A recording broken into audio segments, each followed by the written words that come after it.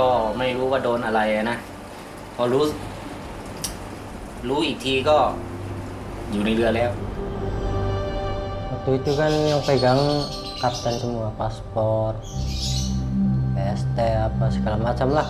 Ya di kapten semua. Takutnya kalau di saya kan kabur takutnya. Tiap pekerjaan salah atau apa kan pasti kena gitu intinya sih.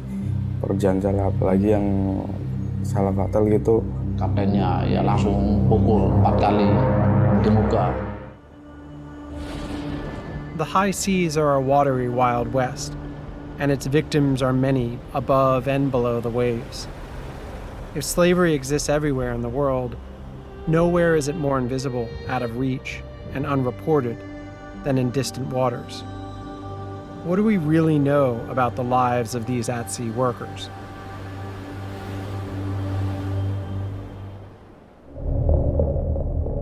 Two-thirds of the planet is covered by water. It's our planet's wildest frontier, breathtaking as much as it is vital to all life. A place of discovery and endless reinvention, a metaphor for freedom, as well as a profoundly dystopian realm where the darkest of all humanities play out. Over 50 million people work at sea, and human rights and environmental abuses often occur with impunity. 6 of you. 6 people we are sleeping in here. So hot.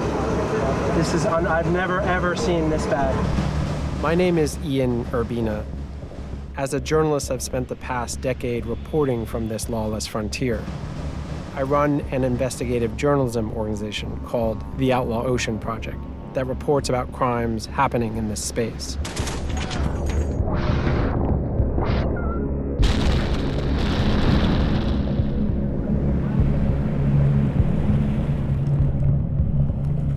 This is the Outlaw Ocean.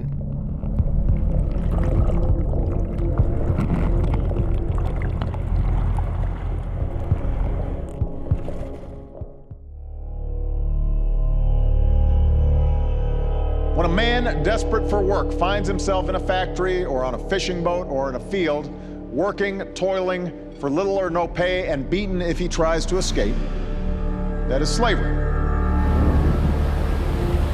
Right now, there is a man on a boat casting the net with his bleeding hands, knowing he deserves a better life, a life of dignity, but doesn't know if anybody's paying attention.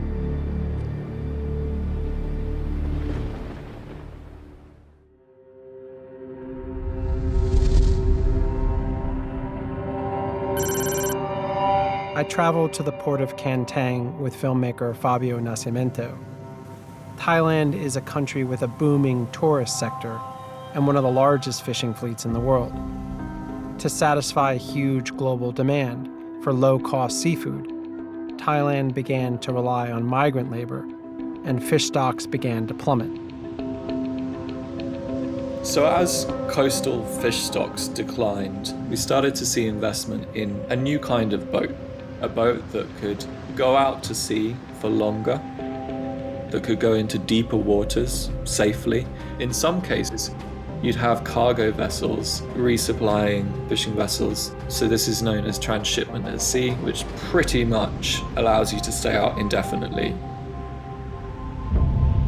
Transshipment is legal and widespread. Fleets can spend years offshore with catches from various boats, siphoned and mixed together aboard the larger supply vessel before the fish is transported back to shore. It makes tracing the origins of the catch virtually impossible and is commonly referred to as fish laundering.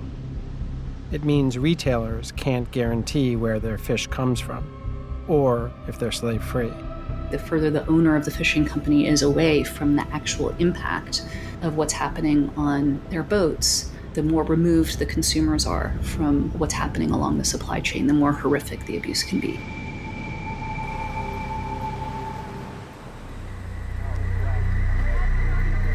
Migrant workers flow into Thailand on the promise of a job. Women are sometimes sent to karaoke bars that double as brothels. And men are sometimes enslaved on fishing boats until they pay off their smuggler's debt. A labor recruiter will say, well, it's cost you this much to come and stay in the capital city. It's going to cost this much for you to be transported illegally across the border. It's going to cost this much to get you from the border to your destination. So by the time you've arrived at your port of employment, you're already in debt to the tune of several months' wages, if not more. เชื่อว่าได้แน่นอนเพราะเท่าแก่ของเรือนะใช่พวกผมอาจจะโดนขายมา3คนมีผม2คนที่ถูกขายมา2คน That captain now essentially owns this worker until the debt is paid. The villager will be trapped on the boat until the captain says he's free to go. Conditions on board are often brutal. The captains are God. They can beat and they can kill. มันไม่ใช่กับผมคนเดียวนะลูกเรือแทบทุกคนนั่นแหละที่โดนทั้งไต้กงและก็หัวหน้าประมาณว่าทั้งด่าแล้วก็ตบตีแทบทุกคน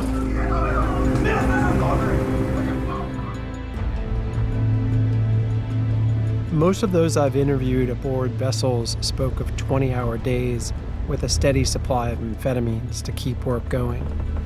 นี่ยังไม่นับไต้กงนะส่วนที่เหลือเป็นชาวกัมพูชา Food is scarce, infected with vermin,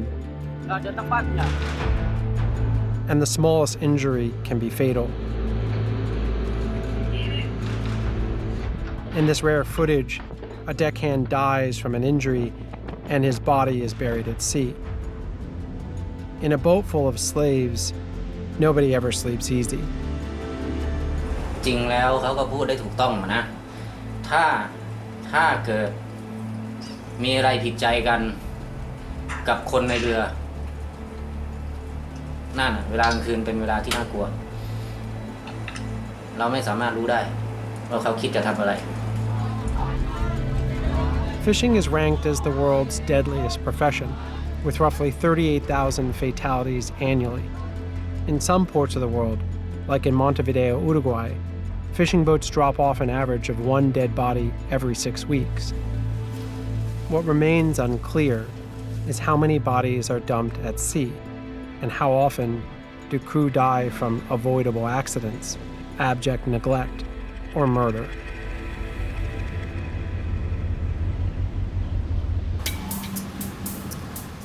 Thailand's government had promised to fix its problem with more robust policing, so I joined a number of their patrols offshore. They hoped to show how they had improved, which indeed they had, but there were still big issues.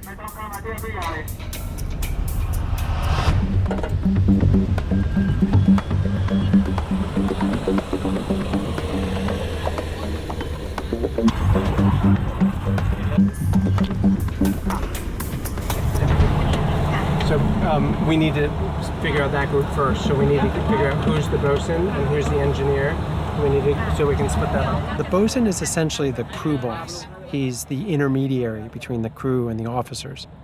A bosun is the exact person you do not want anywhere near the crew if you're doing these sorts of interviews, because he's the guy who administers the beatings, administers the killings, who's spying on the crew to make sure they're not thinking about mutiny.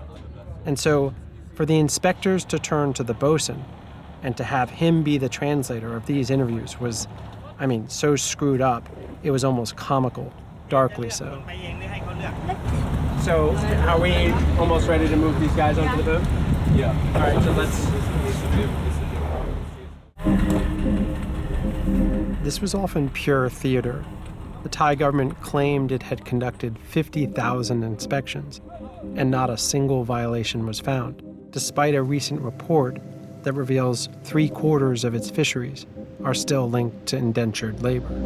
There are more people in bondage today than ever in human history. Most governments are disinterested in confronting the outlaw ocean because it's difficult, costly, and with minimal political benefit, since most victims in this realm are undocumented foreigners. When they do act, it's often clumsy and ineffectual. The lesson I learned on investigating sea slavery is that this is the absolute intersection of human rights and environmental crimes. Slavery here is also a direct result of the globalization of food production and delivery.